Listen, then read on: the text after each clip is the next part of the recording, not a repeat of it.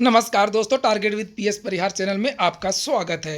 ये वीडियो थोड़ा-सा हट कर के है, चूँकि अब चुनाव आने वाले हैं, सभी विद्यार्थियों को जानना चाहिए कि कौन-सी सरकार उनके हित में है, कौन-सी सरकार उनका अहित कर रही है।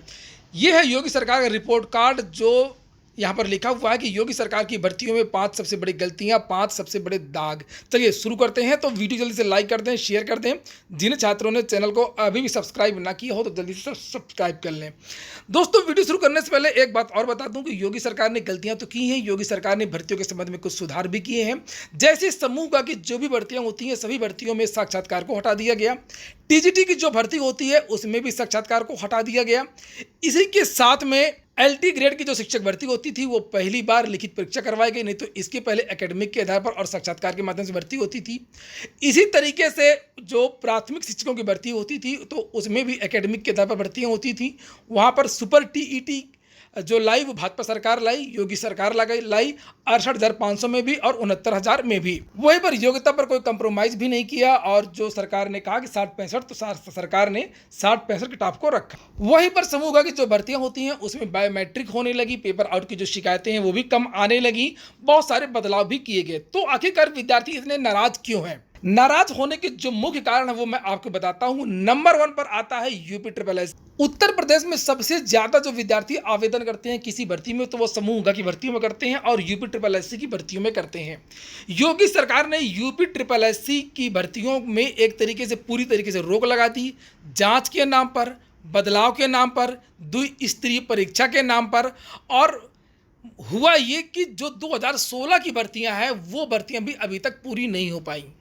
20-22 भर्तियां अभी भी ज्यों की तो रुकी हुई हैं और योगी सरकार के द्वारा निकाला गया एक भी विज्ञापन विद्यार्थियों को नियुक्ति पत्र नहीं दे पाया।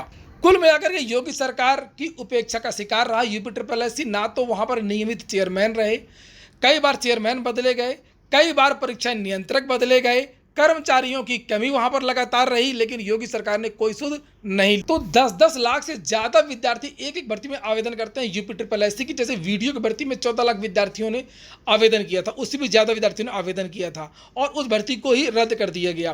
तो इस तरीके से पूरी भर्तियों को रोक दिया गया, किसी को नियुक्ति पत्र नहीं दिया गया, किसी की परीक्षाएं नहीं हुई, किसी में ईडब्ल्यूएस का मामला आया, कोई भर्ती कोर्ट की वजह से रोक दी गई। तो अलग अलग बहाने बनाकर के पूरी भर्तियां रोक दी गई उत्तर प्रदेश में। ये सबसे बड़ा कारण रहा उत्तर प्रदेश की योगी सरकार से जो छात्र खफा हैं। इसके बाद में सबसे बड़ा जो विवाद और भ्रष्टाचार का जो आरोप लगता है जिस भर्ती पर, वो भर्ती विधानसभा से आई भर्ती। राज्य सरकार की ये भर्ती है, ये सीधे सरकार के द्वारा ये भर्ती करवाई गई थी विधानसभा की वेबसाइट से। और इस भर्ती में विद्यार्थियों ने व्यापक भ्रष्टाचार के आरोप लगाए हैं। विद्यार्थियों ने कहा कि बहुत सारे ऐसे विद्यार्थियों का चयन हो गया जिन्होंने खाली OMR छोड़ दी थी, बहुत सारे ऐसे विद्यार्थियों का भी चयन हो गया जिनको टाइपिंग नहीं आती थी, बहुत सारे ऐसे विद्यार्थियों का भी चयन हो गया जो मंत्रियों या अधिकारियों के रिश्तेदार थे। तो विधानसभा की जो भर्ती थी इसमें फाइनल कट ऑफ भी विद्यार्थियों को नहीं बताया गया, कुछ भी नहीं बताया गया। ना तो सूचना के अधिकार के तहत जानकारी दी जा रही है, न अधिकारियों के द्वारा जानकारी दी जा रही है, न सरकार की तरफ से कोई बयान आ रहा है। तो इस भर्ती में विधानसभा की व्यापक भ्रष्टाचार के आरोप इस सरकार पर लगे। इसी तरीके से पारदर्शिता का पूरी तरीके से अभाव और भ्रष्टाचार के जो आरोप हैं वो विधान परिषद की भर्ती पर भी लगे। और ये बात सही है, मैंने भी अपनी वीडियो के माध्यम से बहुत सारी चीज़ें आपको बताई थी कि विधान परिषद की जो भर्ती हुई थी इसमें भी क्या क्या हुआ था। वही सब हुआ था जो विधानसभा की भर्ती में हुई थी। किस तरीके से परीक्षा केंद्र बनाए गए थे, पूरी फॉर्मेलिटीज़ की गई थी, और किस तरीके से मुख्य परीक्षा हुई थी और किस तरीके से टाइपिंग हुई थी। तो विधानसभा की भर्ती और विधान परिषद की भर्ती, इन दोनों भर्तियों में व्यापक पैमाने पर भ्रष्टाचार हुआ। इसके बाद में 2 भर्तियां और हुई थी, एक हुई थी 68,500 शिक्षक भर्ती, एक हुई थी 69,000 शिक्षक भर्ती। यूँ तो 68,500 शिक्षक भर्ती में भी विवाद थे, बहुत सारी कापियाँ वगैरह चलाई गई थी।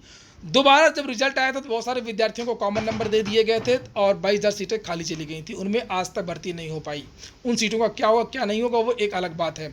69,000 शिक्षक भर्ती में जो सबसे बड़ा आरोप लगा था वो एक आरोप लगा था कि एक ही क्लास से बहुत सारे, जैसे डीजे वाले बाबू करके, और एक ही क्लास से ऐसे ऐसे विद्यार्थी पास हो गए थे जिनको प्रधानमंत्री का नाम नहीं पता था, जिनको मुख्यमंत्री का नाम नहीं पता था, ऐसे ऐसे विद्यार्थी पास हो गए थे। 69,000 शिक्षक भर्ती में पास नहीं हुए थे, वो टॉप किए थे और वो नौकरी भी कर रहे हैं। बहुत सारे यूट्यूबर्स ने, बहुत सारे समाचार पत्रों में भी ये जानकारी दी गई थी कि पेपर आउट होने के पहले किसी ने यूट्यूब में डाल दिया था पूरा पेपर 69,000 का। जांच का भी कहाँ तक पहुंची, कुछ नहीं हुआ, सरकार ने कुछ नहीं किया, लीपापोती कर दी, 2-4 लोगों को अरेस्ट किया, KL पटेल इत्यादि को, और उसके बाद में सब मामला रफा दफा हो गया, सब कुछ मैनेज हो गया। तो 69,000 शिक्षक भर्ती में पेपर आउट, एक क्लास एक ही विद्यालय से सैकड़ों विद्यार्थियों का पास हो जाना, सीरियल से पास हो जाना, ये बड़ा आरोप लगा 69,000 शिक्षक भर्ती में। और उसके बाद में जो बड़ा विवाद रहा वो एमआरसी को लेकर के, आरक्षण को लेकर के, ओबीसी के जो आरक्षण है उन्होंने बहुत बड़ा आरोप लगाया। और उसके बाद में जो उनका आरोप है वो सही पाया। राष्ट्रीय पिछड़ा वर्ग आयोग ने उसने अपनी एक रिपोर्ट प्रस्तुत की है और उस रिपोर्ट में साफ साफ लिखा है कि सरकार के जो अधिकारी हैं उन्होंने बहुत कुछ चीज़ें छिपाई हैं और इन विद्यार्थियों को जिस तरीके से आरक्षण देना चाहिए था उस तरीके से आरक्षण नहीं मिला।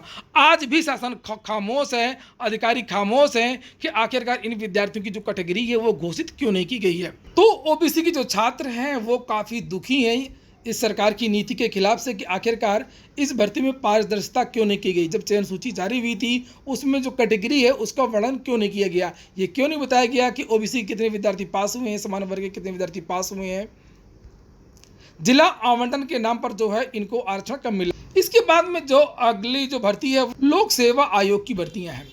लोक सेवा आयोग में यूं तो कोई बड़ा आरोप नहीं, ये लोक सेवा आयोग ने तो इस साल काफ़ी अच्छे काम किए। प्रवीर कुमार ने जल्दी जल्दी भर्तियां करवाई, परीक्षा कैलेंडर को पूरा किया, बहुत सारी चीज़ें अच्छी भी हुई। कोरोना काल में भी लोक सेवा आयोग से लगातार जो नोटिस इत्यादि हैं वो जारी होती रही और रिकॉर्ड विद्यार्थियों का चयन किया गया, ये भी बात सत्य है। लेकिन यूपीपीएससी में जो आरोप लगता है वो लगता है एलटी ग्रेड शिक्षक भर्ती में। एलटी ग्रेड शिक्षक भर्ती में भी पेपर आउट होने के आरोप लगे थे। एलटी ग्रेड शिक्षक भर्ती में कुछ लोगों की गिरफ्तारियां भी हुई थी। एलटी ग्रेड शिक्षक भर्ती में एक और आरोप लगा था, विद्यार्थियों ने लगाया था, आरोप ये था कि सीरियल से रोल नंबर आवंटित कर दिया गया था। एक ही क्लास के बहुत सारे विद्यार्थियों का चयन एलटी ग्रेड शिक्षक भर्ती में भी हुआ था। इसके बाद में एक जो दूसरा आरोप उत्तर प्रदेश लोक सेवा आयोग पर लगता है वो ये लगता है कि जो सीबीआई जांच कर रही थी पिछले 5 साल से, उनका ना तो सरकार ने सहयोग किया और ना ही उत्तर प्रदेश लोक सेवा आयोग के अधिकारियों ने सहयोग किया। सीबीआई खुद भी सुस्त रही, बताया जाता है कि इसमें सरकार का दबाव था या जो भी चीज़ें रही हों। सीबीआई क्या है, तो सीबीआई तो तोता है, उसके बारे में पहले ही कहा गया था। और 3-4 साल से जो सीबीआई जांच चल रही थी उसका नतीजा शून्य रहा। अभी पिछले महीने जानकारी मिली कि सीबीआई कुछ अधिकारियों के खिलाफ एफआईआर दर्ज करना चाहती है और चूंकि कोई सरकारी कर्मचारी होता है, अगर उसके खिलाफ एफआईआर करनी होती है तो सरकार से अनुमति लेनी होती है, तो सरकार ने उनको अभी तक अनुमति नहीं दी, तो इनके खिलाफ एफआईआर भी नहीं हो पाई। तो यहाँ पर सरकार का दोहरा मापदंड है। एक तरफ तो भ्रष्टाचार को लेकर के जीरो टॉलरेंस कहा जाता है, सरकार की तरफ से बड़े बड़े दावे किए गए थे, लेकिन सरकार खुद ही सीबीआई के सहयोग नहीं कर रही है और सीबीआई का जो नतीजा है वो शून्य रहा। उत्तर प्रदेश लोक सेवा आयोग में 2018 में जब बदलाव हुआ था पीसीएस में, तब विद्यार्थियों ने कहा था चूंकि अचानक से ये विषय हटाए गए हैं, अचानक से जो ऑप्शनल विषय एक कर दिया गया है, इंटरव्यू में बदलाव किया गया है, इसलिए विद्यार्थियों को जो है कम से कम 2 साल की आयु में छूट दी जाए, तो वो छूट भी नहीं दी गई। तो कुल मिलाकर के छात्रों के प्रति कैसा रवैया है आप लोग यहीं से देख सकते हैं। ना तो विद्यार्थियों को एज में छूट दी गई, ना ही विद्यार्थियों को कोई राहत दी गई, अचानक से ये बदलाव किए गए। और विद्यार्थियों ने मांगे तो बहुत सारी रखी थी सरकार से, जैसे कि 13 गुना को फिर से 18 गुना करना और बहुत सारी मांगे थी, लेकिन सरकार ने विद्यार्थियों की एक भी मांग नहीं मानी। तो अब ये आपको तय करना है कि सरकार ने क्या अच्छा किया, क्या बुरा किया। आप लोग 10 में योगी सरकार को कितना नंबर देना चाहेंगे, कमेंट बॉक्स में अवश्य बताएं। इस सरकार के कामकाज से आप लोग कितना संतुष्ट हैं ये भी बताएं। पूरा वीडियो सुनने के लिए बहुत बहुत धन्यवाद। अगर आप लोग वीडियो को शेयर करना चाहते हो, ये लगता हो शेयर करना चाहिए, तो वीडियो को शेयर करें।